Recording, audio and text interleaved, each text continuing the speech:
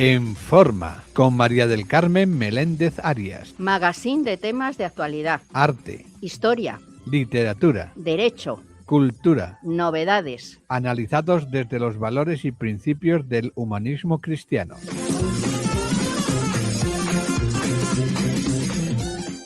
Hola amigos, bienvenidos a nuestro encuentro semanal en Forma. Aquí a mi lado, como es habitual, ya cuando te echamos de menos cuando faltas, porque como eres habitual, pues don Francisco Vela viene con su baúl.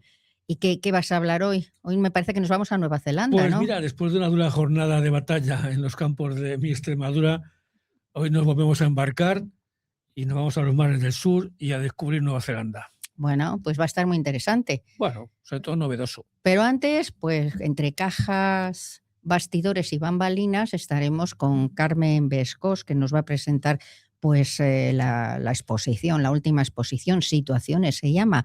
Y luego nos iremos pues a conocer detalles del Camino de Santiago, en nuestra sección Peregrinos, la mirada interior desde el Camino de Santiago, con José Ricardo Pardo Gato.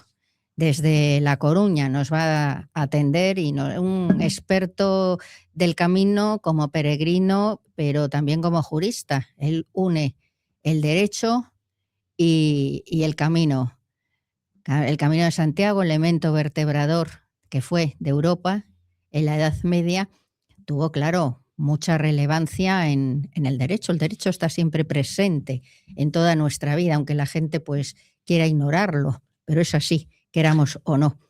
Y bueno, pues ahí a los mandos tenemos a don Eduardo, nuestro técnico, nuestro jefe, y ya sin más vamos a comenzar, porque luego se pasa el tiempo. Uh-huh.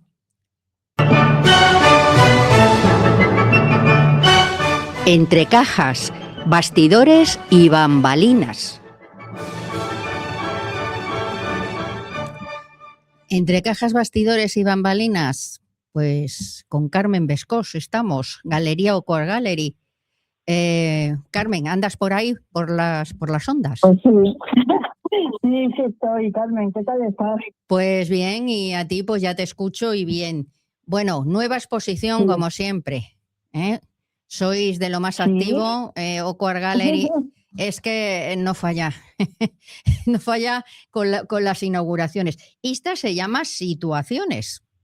Oye, un nombre que despista un poco, ¿no? O, bueno, nos explicas y ya no. A ver, cuenta. A ver, es un nombre que engloba un poco todo. Estamos hablando de esa exposición que es de pintura y escultura. Y bueno, se ven distintos aspectos, situaciones de la vida y situaciones en el tiempo. Bueno, situaciones en general. Uh-huh. ¿Vale? Y como te he comentado, es una exposición de pintura y escultura de distintos estilos. Por ejemplo, en pintura tenemos estilo figurativo, pero muy amplio, porque tenemos hiperrealismo, realismo, simbolismo, pop, y dentro del abstracto tenemos distintas propuestas de artistas de España y de fuera, con sus distintas visiones. Yo pienso que es muy interesante. Y luego en escultura, muy amplio. Yo creo que cabe todo, ¿no? Todos los gustos, como siempre. Sí, pero bueno, tú sabes que la galería es grande y me caben muchas propuestas en cada exposición. Tenemos distintas salas, tú lo conoces en la galería. Sí, no es grande, es amplia, claro, sí. Y luego ya en escultura, pues tenemos realista y abstracta. Y luego algo que a lo mejor a ti te puede gustar, que son altorrelieves en cobre repujado y están hechos de forma que son murales para poder poner en la pared. Uh-huh. Son esculturas que a su vez las puedes aplicar y las puedes a la pared. Todo muy original. Sí. Siguiendo la línea vuestra. Bueno, y estuvisteis primero, la exposición está hasta el 6 de junio. Eso es. Así que todavía tenéis tiempo, las personas que os gusta el arte y no hayáis podido salir a la inauguración, pues tenéis tiempo de ir a verla. No, mejor ir fuera de inauguración porque se ve todo más tranquilo. O sea que... Sí, pero en la inauguración puedes conocer a los artistas. Sí, es otra cosa. Que ellos te expliquen su obra, que te digan un poco en qué fase están, y que, bueno, es muy divertido. Y luego, y el ambiente, y conocer a personas que les gusta el arte. O sea que puede ser una opción interesante, y si luego ves algo que quieres adquirir, pues vas otro día, lo miras y con cuidado, ya tienes tiempo de mirarlo y pensar. Que los dos tipos de actos, o sea, la visita particular, vamos a decirlo así, la inauguración son complementarias, vamos a decirlo así. Sí, o pueden ser para aquel que lo desee. Bueno, y una cosa, estuvisteis en Berlín. Sí, estuvimos en Berlín en una feria. La verdad que la feria fue muy interesante. Unas propuestas muy interesantes, de obra muy buena. Eran galerías de Alemania y, bueno, de Europa y de muchos puntos del mundo. Muy interesante, la verdad. Bueno, pues está bien moverse un poco. ¿Perdona? Que está bien moverse un poco, digo. Sí, sobre todo porque vas a conocer artistas españoles en otros puntos. Y bueno, además vamos ampliando nuestra red, vamos conociendo nuevos coleccionistas y yo creo que nos da mucha amplitud. Uh-huh. Y nada, yo te comento que Berlín es una ciudad preciosa. Sí, yo conozco Berlín, Berlín lo conozco.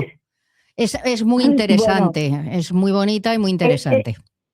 Sí, sobre todo porque los mismos alemanes dicen que no es Alemania, porque es tan cosmopolita que te encuentras personas de cualquier lugar. Entonces, no, tiene unos museos magníficos, además. Sí, bueno, tiene una zona que se llama la Isla de los Museos. Sí, porque la conozco. Está rodeado por los ríos y canales de la capital. Y hay un montón de museos, pero de los más interesantes que te puedas encontrar. Sí, los conozco. Más los que están fuera de la isla de los museos. O sea, que es que la oferta cultural es tremenda, pero no solamente a museos, sino en pintura. Pintura. Iba a decir música.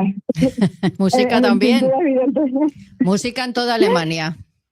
Sí, pero es increíble la cantidad de músicos, de música contemporánea que se juntan allí para crear, porque está el caldo de cultivo. Y clásica, eso toda Alemania. Hombre, y claro. A Viena, lo que es el centro de Europa, es, van muchos a estudiar muy música, importante. A perfeccionar, muchos músicos, o sea que es que eso es... En Berlín tienen 2 óperas, no una serie de ópera, 2.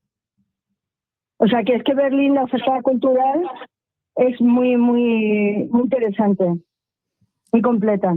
Sí, o sea que lo pasasteis bien, vamos, y además pues... Bueno, a ver, tú vas ahí sobre todo a hacer tu trabajo, pero bueno, siempre un ratito se encuentra, ¿no? Hombre, claro, no vas a estar todo el día ahí en la exposición, pero no, bueno. Todo el día, en la feria estás todo el día. Lo que pasa es que hay que aprovechar siempre pues el día posterior o algo así. O la hora de la comida, se hace una comida más así, más informal. Que no, a la hora de la comida la feria está abierta. No, es jornada completa. O sea que no comíais, vamos. No, hombre, puedes comer, pero un pisco labis allí. Un pisco labis, bueno. Bueno, pero luego está la cena, o sea que siempre hay un momento para dar una vuelta. Buen codillo y buena comida, aunque tengo que decirte que el codillo es típico del sur de Alemania, no de Berlín. Sí. Pero bueno, allí te encuentras comida de toda Alemania y de muchos puntos del mundo. Así es que, bueno, Así que nada, muy bien. dio sus frutos. Y bueno, aquí nada más venir pues a inaugurar situaciones. ¿Esta que va a ser la última exposición del curso o hacéis otra? No, quedan dos más. O sea, ¿tenéis otra después?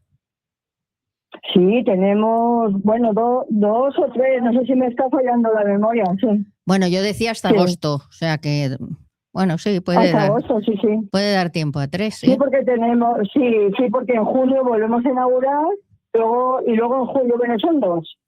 Lo decía bien. Ya. Bueno, pues ya nos irás contando.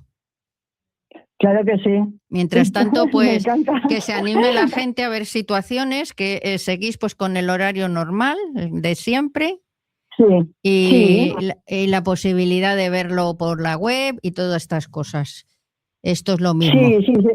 Seguimos en la calle Esparta número 13 y el horario, sabes, como siempre, de martes a viernes de 5 a 9 de la noche y luego los sábados de 11 a 2. Bueno, eso ya está sentado, digamos así, consolidado el horario y en fin, pues yo siempre quiero que lo repitas porque, bueno, yo me lo sé, pero quien nos escucha, pues a lo mejor no, ¿entiendes? Claro que Entonces, sí. para ellos hablamos. Sí, Carmen, porque tú eres habitual y muy querida en la galería. Muchas gracias. Y tú muy querida en el programa. Aquí las cosas van correlativas. Y bueno, pues nada, pues oye, situaciones. Oco Art Gallery, como siempre, variado y muy actual y bueno, que ahí tenéis de todo para todos los gustos. Y la próxima, pues ya nos contarás, a ver. Sí, deseando volver a hablar contigo y con todos tus amigos radiovidentes. Bueno, pues a ver, ya nos cuentas cuándo. Pues nada, Carmen, un abrazo. Un abrazo enorme, Carmen. Bueno, muchísimas gracias. Nada, a ti, un placer.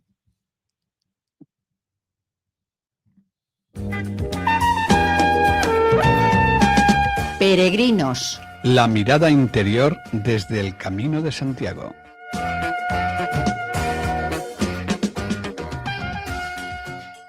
Y hoy en Peregrinos, la mirada interior desde el Camino de Santiago, pues nuestra sección dedicada al camino, como es obvio, tenemos a una personalidad del camino, que es José Ricardo Pardo Gato. Él nos habla desde La Coruña. ¿No, Ricardo, estás en La Coruña? Efectivamente, en La Coruña. ¿Me escuchas bien, Mari Carmen? Te escucho perfectamente. Pues nada, hoy estás en una ciudad maravillosa, con un emplazamiento único, ¿verdad? Pues sí, la verdad es que Galicia entera es una maravilla en ese sentido. Casi como embajador de Galicia podría decir que es un lugar como Madrid, que son todo de acogida, pues en Galicia hemos sido emigrantes y somos acogedores. Y yo creo que tenemos una de las mejores orografías, si no la mejor, de todo el territorio peninsular. Las rías son una auténtica maravilla. Han servido de cobijo para temas bélicos durante la historia, pero también como lugar absolutamente de disfrute de la gente toda la que viene, con lo cual estaréis invitados todos a venir a Galicia y más en el próximo Año Santo, que el próximo Año Santo es el próximo año, en 2027, el Año Santo Xacobeo. Porque... No, bueno, el próximo año por supuesto que estaremos allí y contaremos contigo, eso está clarísimo, ya lo prepararemos. Pero bueno, hay que decir, para que los oyentes se den cuenta de quién eres, que eres jurista, académico, escritor, miembro de la Academia Jacobea y de la Academia de Jurisprudencia y Legislación. O sea, además de jurista y, bueno, peregrino, un magnífico y intenso peregrino de las rutas, porque has recorrido varias jacobeas, pues eres un apasionado del derecho también. O sea, compartimos esas dos pasiones, tú y yo, el derecho y el Camino de Santiago. Y esas dos pasiones las uniste en tu tesis doctoral, que es el Camino de Santiago a la luz de la historia y del derecho. Ahí uniste esas dos pasiones y lo que también yo creo que es objetivo de todos los juristas que se precian, ¿no? De hacer ver a toda la gente, no todo el mundo es consciente o no quiere ser consciente de esa presencia del derecho en todos los actos de la vida. Y claro, por supuesto, también en el camino. ¿Qué puedes explicar un poquito, pues, para la gente que no sabe, pues, esa relación del derecho con el camino? El camino fue uno de los elementos o el elemento vertebrador de Europa en la Edad Media. Algo clave para, digamos, para nuestra identidad, para nuestra tradición. Eso es el camino, no seríamos los mismos sin el camino. Y claro, está unido al derecho, pero explícalo tú para que la gente se dé cuenta y sea consciente, porque yo no sé por qué, pero vivimos tiempos en los que el derecho pues experimenta como un rechazo. La gente parece que no quiere saber nada del derecho. Prima la autonomía de la voluntad, pero claro, no puede primar sobre todo. Tiene que haber unas normas. Bien, bueno, agradezco en primer lugar, antes de continuar, agradezco que me hayas invitado, y probablemente uno de los objetivos de tu entrevista sea precisamente el tema del Camino de Santiago a la luz de la historia del derecho. Bien, yo como apasionado del camino, ya en el año 2013 conseguí acceder al archivo catedralicio compostelano, de la mano en su momento del deán catedralicio, que era Manuel Calvo Tojo, y posteriormente de José María Díaz, que cohesionó ambos cargos cuando Manuel Calvo Tojo tuvo que dejarlo por cuestiones de enfermedad. José María Díaz falleció el pasado año, con lo cual un recuerdo grato tanto a uno como a otro allá donde estén. Bien, la aproximación que hice sobre el tema del derecho fue sobre todo en el archivo, investigando toda esa conexión que, como tú bien dices, liga al camino con lo que es el derecho y toda la esencia del mismo, del propio Codex Calistino, que se atesora en el archivo de la catedral junto con toda la biblioteca de López Ferreiro, que fue, digamos, un deán de la catedral de finales del siglo XIX y que hizo la historia, la gran historia de la catedral, de la Santa Catedral de Santiago de Compostela. Bien, como tú dices, el derecho me apasionó porque, como bien comentabas, es el elemento vehicular de las sociedades, el que otorga derecho a las personas.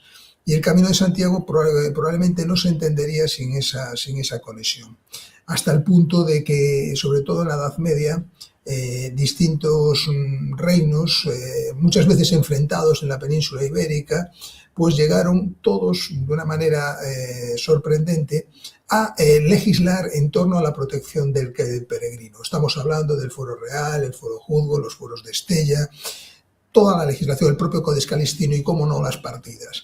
Es decir, reinos que estaban enfrentados y, sin embargo, tuvieron la delicadeza de introducir lo que ya llamo la semilla de solidaridad, de tanta solidaridad que se habla hoy en día. Precisamente, desde mi punto de vista, vino al hilo de lo del camino. Cogimos todo lo que fue la experiencia de los principios filosóficos griegos, la primera gran civilización occidental, el derecho romano a través del digesto, que era una compilación de la jurisprudencia y legislación romana, y la legislación española, la legislación peninsular del momento, no era española aún, no la podemos considerar España, legisló cada uno de sus reinos. Sin embargo, todos ellos introdujeron, como digo, esa semilla de solidaridad en torno al peregrino, de protección específica a la figura del peregrino. Una protección que tú, como bien dices, ligaron lo que fue la esencia misma de Europa, de lo que hoy somos. Bueno, conoces muchos caminos, has hecho varios caminos, pero hay uno muy especial, que es el llamado Camino Blanco, que es desde Antártida, nada menos. Y ese lo has hecho. Ahí te encontraste, sí. Pues mira, yo aquí a mi izquierda está Francisco Vela, que él ha contado aquí la historia del San Telmo, que tú estuviste allí, sí. Donde está el San Telmo, ¿no? Bueno, están allí los restos. Ese camino que yo creo que poca gente sabe que existe, ¿no? El Camino Blanco.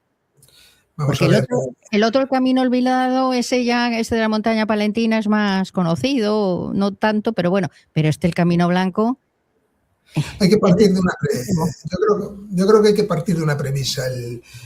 lo dijo el propio arzobispo de Santiago en su discurso de ingreso en la Academia Xacobea, estaba yo presente. Yo es algo que yo ya creía en su momento, en esa idea, y él realmente ahí lo expresó de viva voz y lo dejó por escrito. Nacemos peregrinos y morimos peregrinos, y nos movemos como peregrinos por el camino de la vida. Es decir, aunque pensemos que hay un lugar preconfigurado, el único camino que tiene un lugar preconfigurado de origen es el camino primitivo, el camino de Asturias. Es decir, ¿por qué? Bueno, porque Alfonso II el Casto fue a comprobar la suma noticia del descubrimiento del sepulcro del apóstol.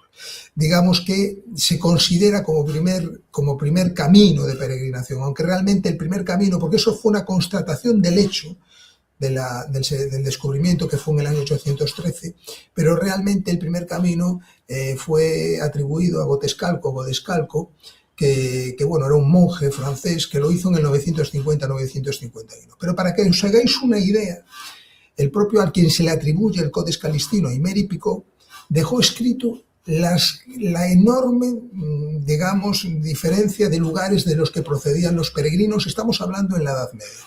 Os voy a poner solo un ejemplo, porque es una letanía larguísima, pero para que os hagáis una idea, simplemente diré 3 o 4 líneas. Él dice así: francos, normandos, escoceses, irlandeses, galos teutones, íberos, gascones, bávaros, los impíos navarros, vascos, godos, provenzales, garascos, loreneses, gautos, ingleses, bretones, de Cornualles, flamencos, frisones, alogres, italianos, de Apulia, poitivenos, aquitanios, griegos, etcétera, etcétera. Me cansaría, me agotaría, hasta que llega al final cuando dice que, bueno, que todos ellos van hacia él en caravanas y falanges cumpliendo sus votos al Señor. ¿Qué quiero decir con esto? Que ya pensamos que hemos descubierto la pólvora, pero ya en la Edad Media, en pleno siglo XII, en el siglo de la explosión jacobea, la distinta peregrinación era increíble, ¿no?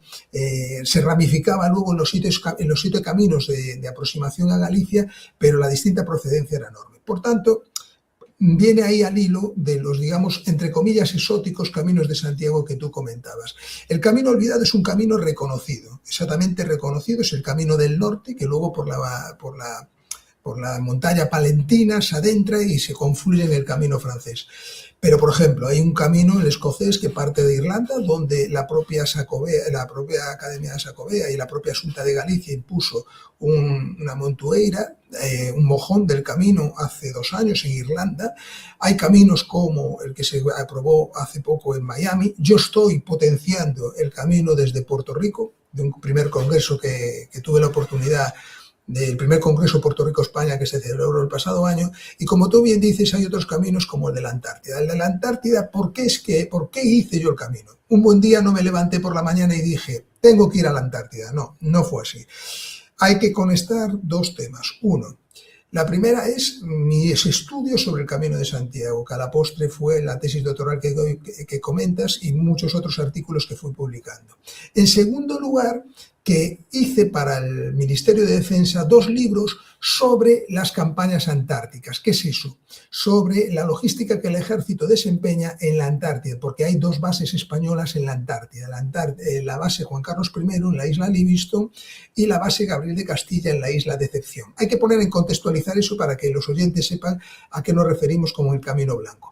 Pues bien, en la isla Decepción, que es un volcán activo, tú entras en un cráter de un volcán activo, inundado, que colapsó por uno de sus lados. Pues bien, allí hay una base antártica que, por las dificultades de la orografía y del clima, el ejército de tierra presta labor. Pues bien, en 2018, un comandante que era de la Brigada Galicia 7, de la Brilat, pues como buen gallego, pues se le ocurrió realizar el camino desde el Esperi, desde el buque oceanográfico Esperes de la Armada. Llegaron a Ushuaia y todo por la parte, digamos, este de América del Sur, volvieron a España luego en el propio buque y luego lo acabaron por la vía del Salnés. Ahí, digamos, inició lo que fue el Camino Blanco, el Camino Antártico desde la Antártida, que luego después hubo un reconocimiento institucional de ese camino. Pues bien, pasada la pandemia que nos asoló a toda la humanidad, pues me vi en la necesidad, yo como militar, porque también soy capitán en la reserva, podía haber ido, pero claro, cuando vas a la Antártida allí tienes que estar 4 meses, o sea, son bases temporales que se abren en el verano austral. Pero me veía en la obligación por 2 motivos. Una, por por los temas de estudio de ambos temas, de haber tratado el tema de la logística del ejército en 2 libros para el Ministerio de Defensa y la propia tesis, y por otro lado, la necesidad, digamos, de lo que habíamos vivido con la peregrinación. Pues bien, fui en un buque, en el buque oceanográfico Ushuaia argentino, que bajó hasta el Círculo Polar Antártico, y desde allí fue donde inicié la peregrinación, porque en la Antártida tú paras donde puedes y no donde quieres. Es decir, no hay puertos, no hay sitios de parada, entonces, bueno, en ese momento el buque no pudo parar de ida en la Isla de Decepción, luego sí, a la postre volvimos por Isla de Decepción, pero paradójicamente fue un poco surrealista. ¿Qué pasa? Que el capitán que iba, que era un capitán argentino, en el puente de mando tenía 2 imágenes de la Virgen de Luján y de la patrona de Argentina.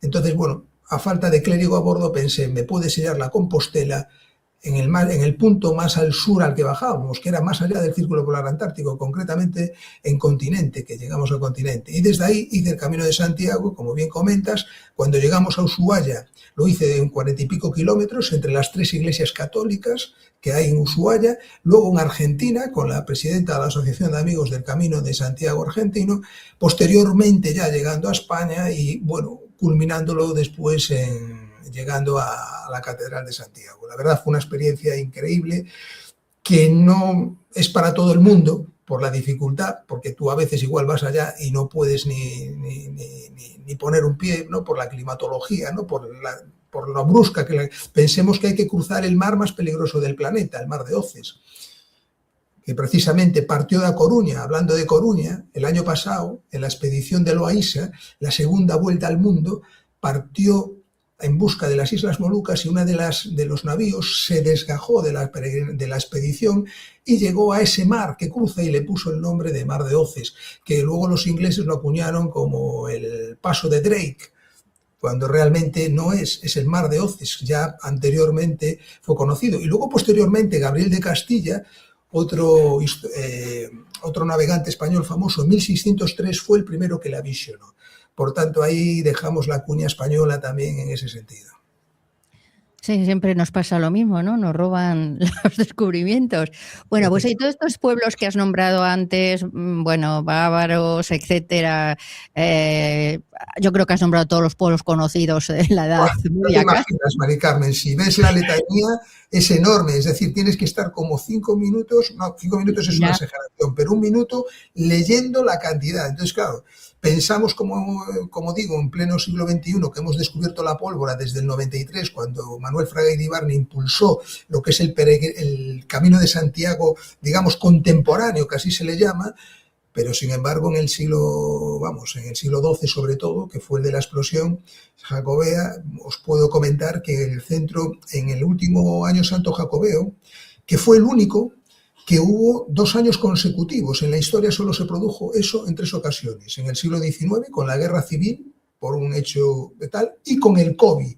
Pues bien, el Centro de Estudios parisino computó el peregrinaje en algunos años del siglo XII y llegó a computar hasta 150.000 peregrinos. Imaginémonos lo que era eso en la Edad Media, ¿eh? Ahora que estamos llegando al 500.000, claro, 500.000 de Compostelas. Hay más de 500.000, ya se han pasado más de 500.000.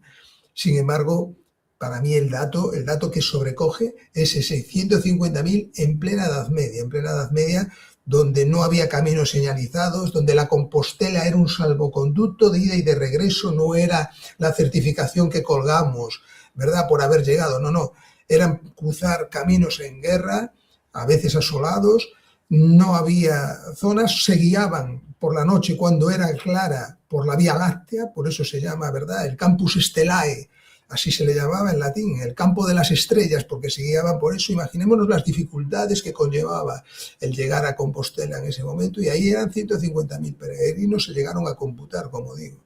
¿Y qué les movía a esos peregrinos, a ese gentío para aquel momento? ¿Qué les movía para adentrarse en lo desconocido sin saber si iban a volver? Porque era así. Eran peregrinaciones que a veces duraban meses, cuando no años, ¿eh? Muchos de los peregrinos perecían en el viaje. Los monasterios y los hospedajes servían a veces de hospitales. Entonces, claro, ellos se enfrentaban, como bien dices, pues a lo inopto, a lo que no sé, a lo desconocido prácticamente en muchos de los casos, ¿no? Solo el Codex Calistino, desde que se publicó, sirvió de guía. Es la primera guía, digamos, espiritual de la historia, en el sentido de que se hace casi una guía casi turística, entre comillas. El libro cuarto lo describe de esa manera, ¿no? El libro quinto es el libro de Turpin. Bueno, pues ahí hay que decir que los motivos de peregrinación eran muy variopintos. Mucho más hoy en día, ¿verdad? Porque hoy en día se hacen en plan lúdico. Ahí la mayoría de las veces era por un motivo de devoción individual, ¿no? Es decir, la mayoría de los peregrinos acudían para expiar sus pecados, en algunos casos, y a veces por devoción por el apóstol, por la idea de religiosidad, para pedir también los favores del apóstol, ¿verdad? Para curarse. Pero bueno, también había, y hay que reconocerlo así, un porcentaje no menor de una peregrinación penitencial para expiar sus pecados, pero también para cumplir una condena, una penitencia civil o canónica. En aquellos momentos no eran pocos los peregrinos que acudían a Compostela compelidos por eso, por una penitencia canónica que les imponía la Iglesia. Había los libros, se llamaban libros penitenciales, donde se estipulaba casi como en el Código Penal la pena, el castigo y la pena. Es decir, el delito que se cometía y la pena. Y se baremaban en función del tiempo, la distancia a recorrer y el tiempo de peregrinación. Las penas, por ejemplo, para los clérigos eran mucho menores que para los seglares, en ese sentido. Por ejemplo, un obispo, por ejemplo, que llegara a cometer un pecado de descomunión, por ejemplo, igual le llevaban a peregrinar todos los días del resto de su vida, ¿eh? Y luego en caso de los seglares, había las penas, como digo, eran mucho más gravosas y se concurrían agravantes, ¿no? En ese caso, bueno, podían llegar incluso a arrastrar cadenas, desnudos en el caso de los hombres, las mujeres vestidos con túnica blanca, a veces peregrinando de rodillas. Es decir, no era todo lo bonito que podemos pensar en lo idílico que a día de hoy. Por tanto, los motivos de peregrinación eran varios. El mayor, sin duda, era el acto de devoción individual, pero también había una parte, digamos, obligatoria. Lo que no había es lo que es a día de hoy, ¿no? Que es juntarse para hacer un recorrido como cuando vas a hacer un picnic o si vas en plan cultural. No había ese sentido. Sí que iban por las distintas iglesias, pero iban con una idea, lo que llevaban eran las ofrendas al apóstol y pocos víveres, la mayoría eran precarios. Había nobles, reyes que llegaron a hacer la peregrinación, militares y demás, guerreros, pero sobre todo eran personas, digamos, humildes, que hacían la peregrinación por esos motivos que os comento. Entonces, bueno, enfrentarse a zonas donde los caminos, como digo, no estaban señalizados, eran senderos que estaban por descubrir, aunque iban por el camino real, sobre todo el camino francés, que es el único que describe el Codex Calistinus. El Codex Calistinus, si nos llegamos a ello, el único que describe es el camino francés, y de hecho, incluso dice que el camino del norte no lo llega a reconocer, porque, bueno, entre otras cosas dicen que, bueno, si hay algún vasco que esté escuchando ahora mismo, mejor que tape los oídos, porque decía que en la zona vasca y tal, pues los peligros eran aún mayores por los salvajes que eran esas gentes, ¿no? Entonces, Bueno, pero eran circunstancias, digamos, de la época, ¿no? De la época que evidentemente hay que trasladarlo hoy en día, hay que hacer una traslación, la traslatio. Ese es otro tema. Hay varios términos que son la inventio o invenio, el descubrimiento del sepulcro del apóstol Santiago, y la traslatio o traslación de los restos del apóstol desde Jerusalén, cuando fueron traídos, es lo místico que encierra también la situación del camino. Por tanto, yo creo que eso trasladado, si me vale el símil, a día de hoy, pues yo creo que cada vez que hacemos el camino debemos de pensar en toda la gente que lo hizo, porque lo que hay una realidad, esté o no esté enterrado el apóstol en el sepulcro, dejemos eso al lado. Lo que sí es cierto es que es la peregrinación cristiana por excelencia. Era el apóstol peregrino y además sintió el recelo incluso de los papas en su momento de Roma y de la propia Jerusalén, porque la peregrinación incluso acudían más peregrinos. Ya os dije el dato, ya os comenté el dato que se acuñó realmente por el Centro de Estudios Compostelano Parisino ahí en el 2021, que sobrecoge, ¿no? Entonces, bueno, esa es una realidad que yo creo que tenemos, entre comillas, la suerte de contar con el camino de peregrinación más importante del mundo, y España entera yo creo que lo tiene, y Galicia en particular. Y muy brevemente, ¿tú crees que es necesario, pues, no sé, salvaguardar o evitar, o como quieras, no sé en qué grado piensas tú que está, pues digamos que la degradación del camino, evitar que se convierta en una ruta senderista, que tú algo has dicho antes, o una ruta turística o un paseo? Claro. Evitar en lo posible, pues, que sea eso, ¿no? Que la gente acuda, bueno, pues como el que va a dar una vuelta. Yo creo que el propio arzobispado, la propia archidiócesis de Santiago, no es alejada de la realidad. Y de hecho, en lo que es la credencial del peregrino, cuando haces el camino, pues ya tienes que indicar el motivo, ¿no? El motivo, y sobre todo también cómo lo haces, ¿no? Si lo haces a caballo, si lo haces a pie, si lo haces en bicicleta, etcétera. Es decir, yo creo que la propia Iglesia incluso se ha adaptado a la situación actual de reconocer los distintos tal. Y de hecho, el que haya cada vez menos devoción, y sobre todo menos materia prima para poder cuidar los distintos parajes. Incluso en el camino francés hay iglesias, hay conventos no tanto, pero sí iglesias, zonas que incluso llegan y están cerradas al público, ¿no? Entonces yo creo que lo que sí sería bueno es que todo lo que hiciera, que hubiese un anexo, digamos, a esa credencial donde se explicara un poco el contenido en 2 o 3 páginas, lo que yo acabo de explicar un poco, ¿no? Para saber que lo que estamos haciendo es algo que ya es una peregrinación de más de un milenio, ¿no? Y que se está haciendo una peregrinación con un sentido, con una idea, que luego después lo llevamos o no a la práctica, pero que sepamos lo que se está haciendo, ¿no? Hay que pensar que tú lo decías al principio en la presentación, supuso el cordón umbilical de Europa. Ahora que tanto se nos llena la boca con Europa y demás, Europa no era nada hasta que se hizo el camino. El camino fue el que hizo la relación, la unión de los distintos tramos que llevan a Compostela. Y esa unión, que yo es lo que defiendo, y así lo llevé a Puerto Rico, significó algo que también nos llevó al Nuevo Mundo. El símbolo por antonomasia occidental es la cruz espada de Santiago, no lo olvidemos, que luego el aspa de Borgoña posteriormente, con la batalla de Pavía, que el año pasado cumplió 500 años, ahora que tanto se lleva el eslogan, que muchas veces se identifican con vos erróneamente, ¿no? Como pasa con el escudo de los Reyes Católicos, que a veces los identificamos con el escudo de Franco. Pues bien, el símbolo por antonomasia que llega hasta nuestros días es la cruz de espada de Santiago. De hecho, sigue siendo el símbolo del ejército de tierra central, junto con el águila. Por tanto, es un símbolo que todo el que va a hacer el camino debía de saber lo que lleva. En estas peregrinaciones, en estas expediciones iniciales al Nuevo Mundo, Magallanes Elcano hizo un acto de devoción explicando que lo hacían en favor del apóstol Santiago.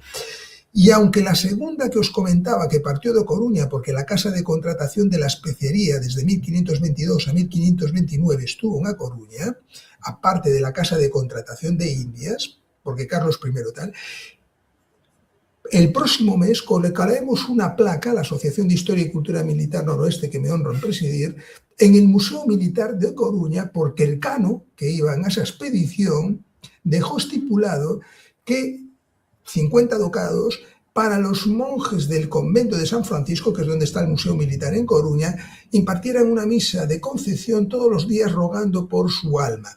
Pero he aquí que esa expedición partió precisamente el 24 de julio, víspera de Santiago.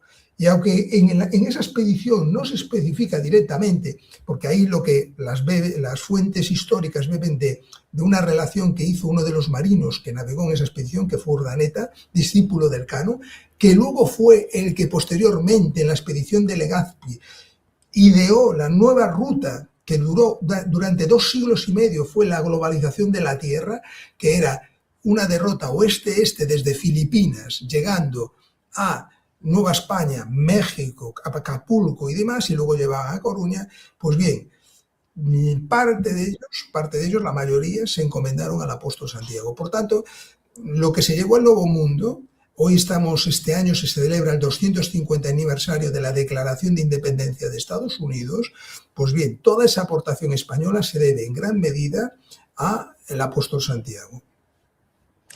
Pues Ricardo, ha sido un placer y hemos aprendido muchísimo, te requeriremos más veces y también para que nos cuentes todas esas cosas que haces en Puerto Rico, en fin, en tantas cosas.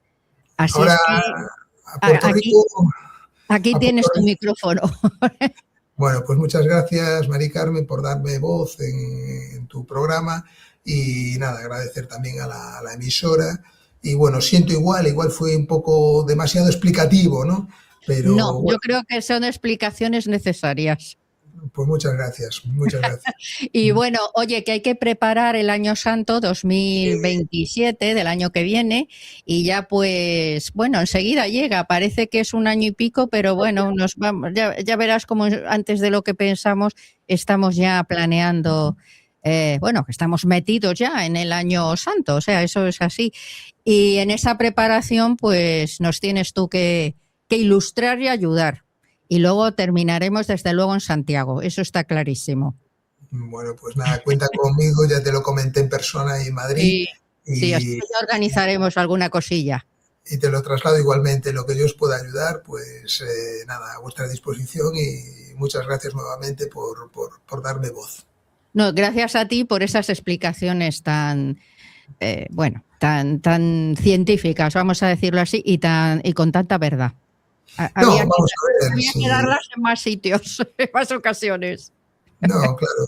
Si se quisiera dar una parte más lúdica de cómo fue la peregrinación a Antártida, pues os explicaría pues todo lo que fue un poco más, pues los animales que encontramos, todo lo que fue la expedición en sí misma y tal, porque realmente fue una expedición casi, poco menos. Pero eso para otro programa eso para otro, está claro. Bueno, Ricardo, un abrazo y a seguir disfrutando de La Coruña, del camino, de Santiago, que lo tienes allá Santiago tan cerquita. Y nada, ya ha sido un placer que vamos a repetir. Pues muchísimas gracias. A ti. Nada.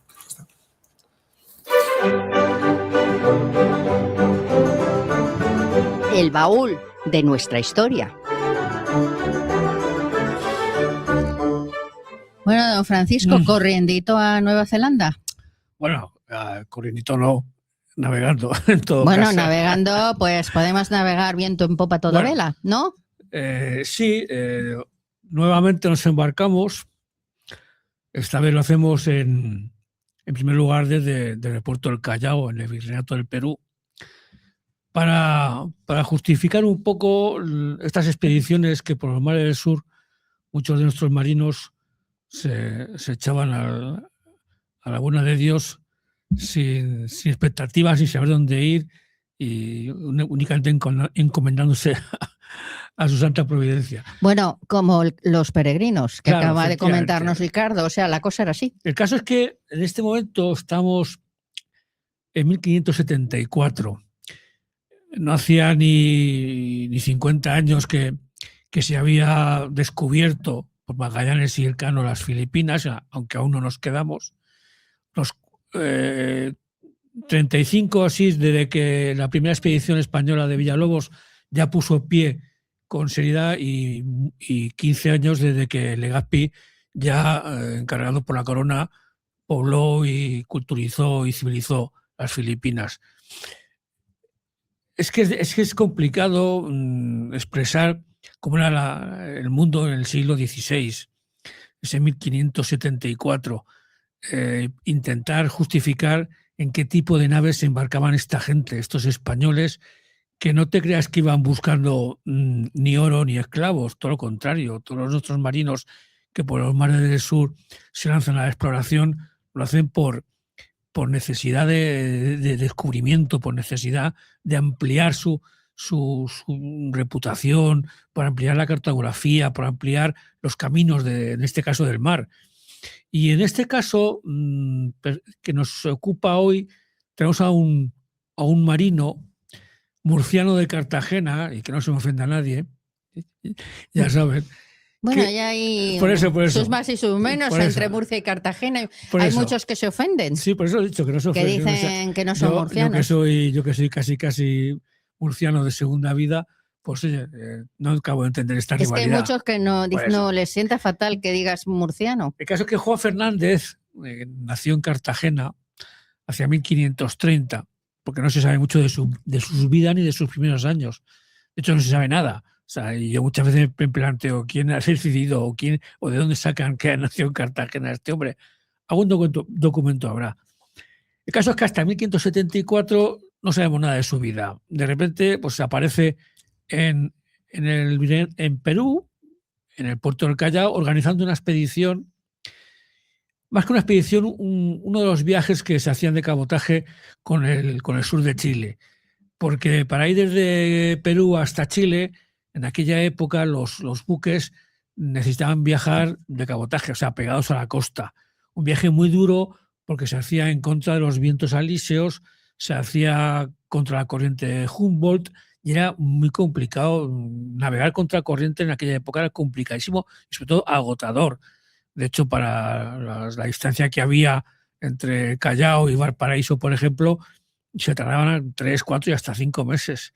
Y este hombre, Juan Fernández, movido un poco por su inquietud, por su necesidad de saber por qué no se podía viajar mejor hacia el sur, pues un día tuvo una de estas ideas, pues como tuvo Urdaneta en su momento, como, ¿sabes? Estas ideas que dice, ¿y si en vez de viajar hacia el sur, viajo hacia Poniente hasta encontrar una corriente que me lleve al sur? Y es lo que hizo. Salió del Callao en un rumbo totalmente al oeste, y encontró, pues sí, una corriente que le hizo bajar hacia el sur, pero vamos, a una velocidad que ni él mismo se lo creía. Y a la altura de Valparaíso, porque claro, tú todas esas cosas las controlas, sabes exactamente con las medidas que tenían para medir el sol y los ángulos. Cuando llegabas a la altura de Valparaíso, giró hacia el este y llegó. ¿Qué ocurre? Que se dio cuenta que había tardado un mes. De lo que se tardaba 3, 4 o 5 meses, él había tardado un mes. Y aquí surge la gran innovación e importancia de su ruta, esta primera. Ahora hablaremos de la segunda. En esta primera ruta descubrió un par de archipiélagos, las Islas Desventuradas, luego las islas que se llamaron de su nombre, Juan Fernández, ya muy cerquita de la costa de Chile. Quiere decir que su viaje primero y su descubrimiento dio un espaldarazo a lo que es la expansión por Chile. Porque hasta en esa época Chile acababa a la altura de Valparaíso, igual que por el Río de la Plata. O sea, todo lo que era el cono sur, la Patagonia, eso era todavía desconocido para los españoles y para el mundo. Y gracias a esta nueva ruta por la isla de Juan Fernández, pues se llegó y se propició una más rápida y mejor expansión por Chile. Que reconozco que Chile en aquella época era capitanía general que dependía del virreinato del Perú. Nunca llegó a ser virreinato independiente. Igual, como sí luego lo fue el de La Plata, pero todo dependía del Perú. Y entonces, ¿qué ocurre? Que impulsado por este éxito, impulsado por la, digamos, la reputación que le dio este primer viaje, se lanzó a uno mucho más precario y peligroso, porque estando en Valparaíso, se le ocurrió, puso un poquito también de su parte el afán de descubrimiento, la inquietud, el no quedarse para siempre haciendo la ruta del Callao a Valparaíso como si fuera un buque mercante, y pensó, bueno, si desde el Callao he viajado hacia Poniente y he llegado a esto, ¿qué hago? ¿Dónde llegaré si parto de Valparaíso? Valparaíso, si ves un mapa, verás que está casi en línea recta, pues con lo que es, lo que te digo, las islas de Nueva Zelanda y de Australia. Y en lo que surgió de Valparaíso, jugándose su reputación, jugándose su pecunio incluso, porque al fin y al cabo estas expediciones, aunque algunas las financiaba la corona, esta posiblemente estoy casi seguro que no. Pues se lanzó la expedición. Y navegando, pues llegó a un par de islas totalmente desconocidas para él y para todo el mundo. Un par de islas que el problema es que no las cartografió y no desembarcó en ellas. Tan solo las describe en su cuaderno de bitácora como 2 islas muy montañosas y rocosas, de costas escarpadísimas, con unos ríos amplios y desembocaduras fértiles y habitado por gentes de tez blanca, dice él claramente en su memoria, que coincidió un poquito con lo que era la población maorí de esa zona. Y aunque no desembarca ni lo cartografía, sí está claro que lo avista y lo bordea, porque luego en los siglos posteriores hay autores tan conocidos como Herman Melville, que en uno de sus libros lo narra, como cuenta que Juan Fernández es posiblemente el primero que incluso hasta llega a avistar y a bordear la costa suroriental de Australia, esa barriga donde está Sydney y demás, mucho antes de que llegara nuestro querido Jaimito Cocinas y sus inglesitos. Y bueno, pues el problema que tuvo es que como no lo cartografió, aunque mandó un memorial a Felipe II cuando llega de vuelta al Perú, no sabemos por qué este memorial o no le llega a sus manos o no llega a la corte, porque no tiene ni respuesta ni hay noticia de que se llegara. Es una pena porque si hubiera llegado ese memorial y el rey de España le hubiera dado la carta de libertad para poder desembarcar y poblar las Islas Nueva Zelanda, ahora a lo mejor en vez de conocer al demonio de Tasmania sería el demonio de Fernández, por ejemplo, sin ir más lejos. Porque luego la isla de Tasmania está al sur y la descubrió un holandés que se llama Tasman. Quiere decir que lo que son los caminos de la historia, por donde podían haber desarrollado, por donde haber marchado, de haber surgido un momento de descripción más detallado o un reconocimiento por el rey. Yo creo que el problema que tuvo toda esa expedición es que nunca tuvo el reconocimiento real porque nunca se llegó a conocer en España. Y es una pena porque los esfuerzos marítimos de nuestros marinos se merecían y se merecen siempre un recuerdo y una recomendación espectaculares. Son magníficos nuestros. Claro. Yo creo que son los mejores del mundo. Y en esta época sí, no te lo discute nadie. Y un detalle curioso, porque ya hablando bueno, un poco, que me lo discutan ya. Un poco hablando de literatura, Herman Melville, o sea, ¿quién puede decir algo sobre él? Pues el autor de Moby Dick, uno de mis libros preferidos de mi juventud. Y, por ejemplo, Robinson Crusoe, que está basado en la historia de un marino que dejaron abandonado en la isla de Juan Fernández. La obra de Daniel Defoe, o también otra de mis lecturas de chaval. Yo creo que para llegar a estos momentos y a esta épica actual de nuestra historia, pues yo me he pasado una juventud de lectura, mejor dicho, de lector, quería decir que mis amiguetes no entendían, mientras todos iban ahí de fiesta y de cerveza. La discoteca. Yo me iba, a la discoteca, yo me iba a una biblioteca y así fue como descubrí, por ejemplo, toda la literatura de Emilio Salgari. El libro Moby Dick, más allá de la historia que cuenta de la locura del capitán Ahab, es un libro descriptivo de la vida del marinero, en este caso un ballenero, pero de marineros de la época, que es, para alguien que le guste este tema y estas historias, es brutal. Y dice, qué pena que no haya nadie en España que haya escrito o haya hecho algo que nos pudiera poner en la misma altura que estos autores. Porque si te das cuenta, los ingleses, como siempre, con su marketing y su preponderancia, pues se han acabado por colonizar todas estas exploraciones. O sea, James Cook, como ya no me canso de repetir, no habría descubierto nada si no fuera por la cartografía española que robaron en Manila en 1762. Eso por descontado. Así que no nos cuenten historias peregrinas. No, desde luego, y aquí nos acaba de contar Ricardo otra. Claro, efectivamente. Que tú estabas haciendo. Claro, es que lo de Drake, hay dos personajes de la historia mundial que a mí sencillamente me atacan la espina dorsal. Uno es James Cook, por lo que supone de fantoche, de impostor, y otro es Drake, Francis Drake, por lo que supone de pirata y asesino. Y sin embargo, encumbrados a los máximos puestos de la historia, pues gracias al marketing, a la publicidad y a la historiografía. Oye, la mentira. Bueno, pero es que para ellos no es mentira. Ellos cuentan su historia.